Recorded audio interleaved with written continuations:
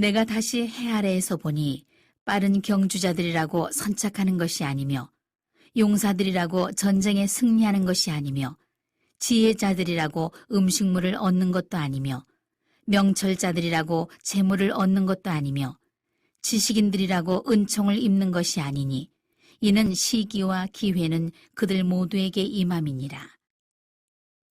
분명히 사람은 자기의 시기도 알지 못하나니 물고기들이 재난의 그물에 걸리고 새들이 올무에 걸림같이 인생들도 재앙의 날이 그들에게 호련히 임하면 거기에 걸리느니라.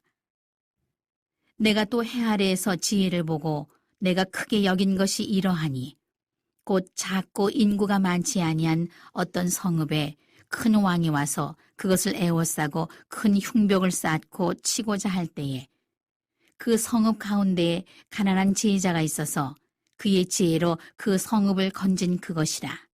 그러나 그 가난한 자를 기억하는 사람이 없었도다. 그러므로 내가 이르기를 지혜가 힘보다 나으나 가난한 자의 지혜가 멸시를 받고 그의 말들을 사람들이 듣지 아니한다 하였노라. 조용히 들리는 지혜자들의 말들이 우매한 자들을 다스리는 자의 호령보다 나으니라. 지혜가 무기보다 나으니라. 그러나 죄인 한 사람이 많은 선을 무너지게 하느니라. 안녕하세요. 산정목교우 여러분. 오늘 하루도 주님께서 주신 귀한 한날입니다. 말씀을 바탕으로 살아가며 그 말씀 가운데서 하나님의 선한 역사를 이뤄내시는 여러분들 다 되시기를, 그리고 하나님께서 여러분들의 삶 가운데 선한 역사를 만들어 나가시는 축복된 하루가 되기를 소망합니다. 오늘 말씀을 여러분들 읽으셨습니다. 전도서 9장 11절부터 18절까지의 말씀을 여러분들 읽으셨는데 여러분들 어떤 생각이 드셨습니까? 이 말씀을 우리가 읽으면서 지혜에 관련돼서 우리가 다시 한번 묵상해 보게 됩니다. 성경에서 말하는 지혜란 어떤 것입니까? 물론 궁극적으로 지혜의 근원 되시는 우리 주 예수 그리스도를 우리가 분명하게 지혜가 바탕이 된다는 것을, 예수님이 바로 그 지혜의 모든 것 되신다는 것을 우리가 잘 알고 있습니다. 그런데 실제적으로 지혜란 잠언이나 아니면 전도서에서 분명하게 우리에게 알려주고 있는 지혜란 세상의 지혜와는 조금 다릅니다. 아니, 많이 다릅니다. 그것이 무엇이냐 하면 하나님께서 주신 지혜로 이 세상을 어떻게 살아갈 수 있을 것이냐에 관련된 겁니다. 다시 말씀을 드리면 지혜란 단순히 똑똑하고 그리고 상황 대처 능력이 뛰어나고 먼 곳을 내다볼 줄 알고 상황을 넓게 인식할 줄 알고 그런 것뿐만이 아니라 그런 지혜를 가진 예수님의 사람들이, 하나님의 사람들이 과연 세상을 어떻게 살아가느냐에 관련된 것이 지혜다라는 것을 여러분들 꼭 기억하시고 말씀을 읽으시면 오늘 본문 말씀의 그런 내용들 가운데 우리가 조금 받아들이기 쉽지 않다라는 그런 내용들도 얼마든지 이해하고 또한 하나님께서 이 전도서를 우리에게 허락하신 그 이유와 배경을 알 수 있지 않을까 그렇게 생각합니다.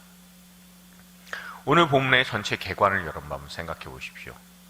인생에서 중요한 것은 지혜롭게 살아가시는 것입니다. 그러나 그 지혜를 가져서도 시기와 기회를 얻지 못하면 아무 소용없어 보이는 것이 세상의 모습입니다. 이것이 전체 개관입니다. 우리 어제 그 내용을 쭉 살펴보았는데 어제는 인생 자체가 바로 하나님께서 주신 선물이다, 이것을 깨닫는 것이 지혜다라는 것을 우리가 생각해 봤습니다. 그런데 인생 자체가 선물임을 누리지 못하게 만드는 것에 혹시 우리가 마음을 두고 신경 쓰면서 살아가는 것 아니냐라는 것에 대해서 우리가 묵상을 해보았습니다. 그런데 그것을 넘어서서 이제 조금 더 큰 영역 가운데서 우리가 생각을 해보자는 의미입니다. 인생 자체가 선물인데, 그런데 그것을 누리기에는 너무 지혜라는 게 보잘것없지 않냐라는 게, 그런 생각이 들게끔 만드는 세상의 상황인 것이 솔로몬의 때도 그랬고 또한 지금의 때도 마찬가지다라고 분명하게 일러주고 있습니다.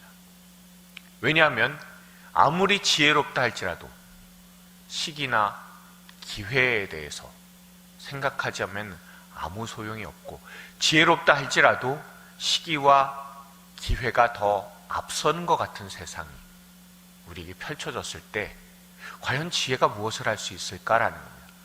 또 한 가지가 있다면 무엇이냐면 그것이 바로 세상에 권력, 힘이 있는데 과연 지혜란 무엇을 할 수 있을까라는 것.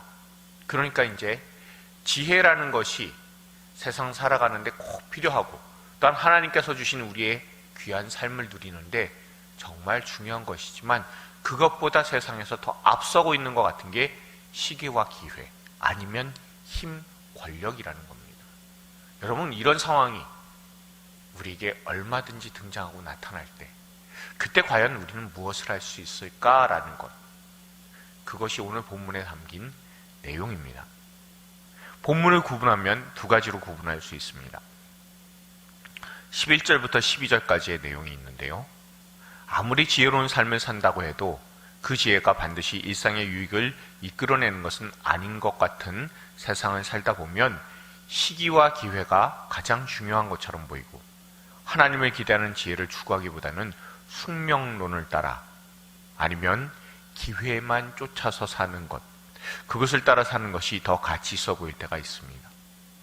그러나 이러한 때일수록 하나님을 추구하는 지혜가 더 필요하고, 이 지혜는 세상의 모든 방법보다 낫다라는 것을 11절, 12절에서는 분명히 이야기를 해주고 있습니다. 또한 13절부터 18절까지의 내용입니다. 솔로몬은 한 예로 가난한 지혜자에 대해서 이야기를 하고 있습니다. 비록 사람들이 인정하지 않는다 할지라도 온전히 지혜를 추구하는 것이 무엇보다 삶에 가치 있는 일이다라는 것을 우리에게 일러주고 있습니다. 묵상을 위한 용어를 해설합니다. 11절에 내가 해 아래에서라고 등장합니다. 해 아래에서는 여러분, 이 전도서에서는 굉장히 중요한 표현이라고 말씀을 드렸습니다. 비인격적인 힘인 운명이 사물을 좌지우지하는 것으로 고대 사람들은 생각을 해왔습니다. 솔로몬도 이와 같은 의미로 지혜나 능력 혹은 권력보다 시기와 기회로 대변되는 운명의 힘이 더 강한 것을 주장하는 것처럼 보이기도 합니다. 그러나 솔로몬이 시기와 기회가 하나님으로부터 말미암았다라는 것, 그것을 주장하고 있다는 것을 여러분 꼭 기억을 하십시오.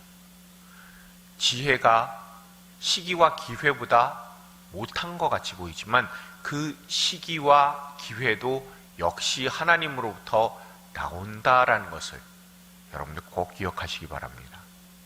그렇기에 모든 능력과 권력과 재력과 지혜보다 앞서는 것은 하나님이심을 솔로몬은 이 구절을 통해서 은근히 드러내고 있다라는 것을 여러분 기억하시기 바랍니다. 또한 두 번째로 가난한 지혜자라고 14절에 가난한 지혜자의 그 모습이 등장을 합니다. 여기서 가난한 지혜자가 거론이 되는 이유가 하나 있습니다. 그것이 뭐냐면 사람들이 그 당시의 생각에 일반적으로 가난한 사람은 지혜가 없다라고 생각을 하고 있습니다. 그런데 솔로몬이 이 가난한 지혜자에 대한 예화를 들고 있는 이유는 가난한 사람은 지혜가 없다라고 하는 그런 통념을 깨기 위한 것입니다. 그러나 위대한 지혜자라 할지라도 기억되지 않는다는 것은 지혜 혹은 지혜자 자체로는 하나님과 비교하여 보잘것없기 때문이다라는 것을 우리가 알 수 있습니다. 또한 무기라고 18절에 등장을 하게 되는데, 여기에서의 무기는요, 히브리어로 캐리라고 합니다. 이 캐리라고 하는 그런 단어는 단순한 무기, 우리가 싸움할 때, 전쟁할 때 쓰는 무기, 그것만을 이야기하지 않습니다. 거기에만 국한되어 있는 게 아니라 사람들이 들고 다닐 수 있는 모든 도구, 물품, 용품, 그리고 그릇까지도 이 무기라는 단어, 캐리가 가지고 있는 뜻입니다. 음악가에게 있어서 악기가 이 도구예요. 그리고 건축자에게 있어서 연장이 바로 이 도구, 캐리입니다. 그리고 이게 얼마나 광범위하게 쓰는 그런 표현이냐면 성전에 있는 기구를 칭할 때, 그러니까 역대하 36장 7절에서 나오는 기구까지도 의미하기 때문에 굉장히 폭넓게 쓰이는 단어다라는 것을 우리가 알 수가 있습니다. 다시 말하면 오늘 본문의 18절에 여러분들 보실 때 지혜가 무기보다 나으니라 라고 되어 있는 것은 사람들이 가지고 다니는 모든 물품들, 용품들, 도구들 이런 것보다 지혜가 훨씬 더 낫다라는 것을 의미한다는 것을 여러분 기억하시기 바랍니다. 묵상을 위해서 질문합니다. 솔로몬이 삶을 통해 얻은 통찰은 무엇인지 11절을 여러분들 한번 잘 보십시오. 그리고 두 번째로 11절의 내용을 여러분들 자신의 경험에 비추어서 여러분들의 말로 한번 풀어보시기 바랍니다. 여러분들 보시면요, 11절에 해 아래에서 보니까 빠른 경주자들이라고 해서 선착하는 것이 아니다라는 것, 그리고 용사라고 해서 늘 이기는 것도 아니다라는 것, 이 부분에 대해서 여러분들이 경험한 것이 있다면, 그리고 결국에는 그 사람이 무엇인가를 다 갖고 있다고 해서 뭐든지 할 수 있는 것은 아니구나라는 그런 의미일 겁니다. 그걸 여러분들의 말로 한번 적어 옮겨보시면서 성경 말씀 있는 내용이 여러분들에게 깊이 더 가까이 체험될 수 있기를 바라는 마음에서 제가 이 두 번째에 대한 그런 말씀을 적어 놓았습니다. 또한 세 번째로, 인생은 예측할 수 있는 일보다 그렇지 않은 일들이 더 많이 있습니다. 예측할 수 없는 삶을 순탄하게 살아가기 위해 당신이, 여러분이 해야 할 일이 무엇인지 본문을 묵상하면서 하나님의 그 은혜 가운데 잘 생각해 보시길 바랍니다. 여러분도 꼭 기억하십시오. 우리에게 있어서의 신앙이라는 것이 있습니다. 신앙이라는 것을 여러분 생각하실 때 어떨 때는 우리가 갖고 있는 믿음, 지혜, 하나님을 의지하고 예수 그리스도로 말미암은 구원, 그런 모든 것보다 세상을 살아가는 데 필요한 것이 시기를 잘 분별하고 기회를 얻는 것이라고 혹시 생각하고 있지는 않습니까? 또한 세상의 지혜라는 것보다, 우리가 갖고 있는 믿음보다 권력과 힘이 더 나아 보이는 것처럼 느껴지지는 않으십니까? 그러나 신앙은, 믿음은 그럼에도 불구하고라는 것을 여러분들 꼭 기억하시기 바랍니다. 저는 오늘 이 말씀을 통해서 그럼에도 불구하고의 신앙을 다시 한번 발견하고, 또한 모든 것을 다 갖고 있어도 다 할 수 있는 것이 아니다라는 것, 그것을 솔로몬이, 또한 하나님께서 솔로몬을 통해서 왜 우리에게 알려주시는지를 깨달으면서 그 모든 것을 앞설 수 있는 것은 결국엔 하나님을 의지하고 하나님을 믿고 쫓아가는 그런 믿음이 우리에게 필요하다는 것, 또한 믿음이 필요하다는 것을 이 세상에서 알게 된 것이 바로 지혜이니 그 지혜만을 우리가 온전히 의지하고 그 지혜의 근원 되시는 예수님을 쫓아서 살아갈 수 있는 저와 여러분들 다 될 수 있기를 소망합니다. 기도하시겠습니다. 주님, 우리가 살아가는 삶은 도저히 예측할 수 없습니다. 또한 주님께서 그 길을 인도하지 않으시면 우리는 늘 우리 삶이라는 길에서 미아가 되고 맙니다. 주님을 알고 섬기는 것이 지혜의 근본임을 늘 잊지 않게 하시고 주님의 백성으로 살아갈 지혜를 우리에게 말씀으로 늘 허락하여 주시옵소서. 말씀 따라 사는 것이 더 힘들고 버거운 그런 세상을 우리가 살아갑니다. 그러나 강하고 담대한 마음을 허락하여 주셔서 말씀을 중심으로 좌로나 우로나 치우치지 않도록 은혜를 베풀어 주시옵소서. 우리가 살아가는 동안에 이 모든 것들 주님께서 허락하셨다는 것을 잊지 않게 하여 주시고, 시기, 기회 혹은 힘보다, 권력보다 더 나은 믿음을 우리가 받았다는 것을 기억하며 그 믿음대로 살아가는 것이 지혜로운 삶이라는 것을 꼭 기억하고 주님과 함께 동행하는 저와 우리 성도들 되도록 주님께서 축복하여 주시옵소서. 지혜의 근원 되시는 예수님의 이름으로 기도드렸습니다. 아멘.